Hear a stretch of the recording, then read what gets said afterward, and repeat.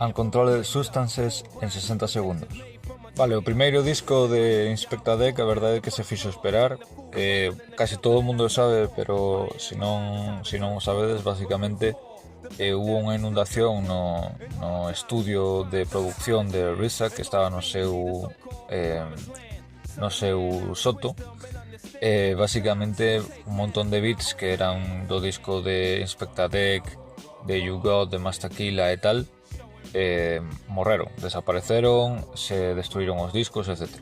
De feito, na serie de Wu-Tang se ve como él trata de leválos a un sitio para que consigan os datos dos discos e non se poden salvar.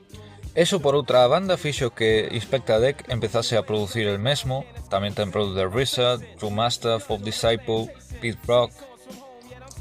E a pesar de sair 4 anos despois do esperado, conseguiu ser ouro pola súa fanbase. Increíble este disco.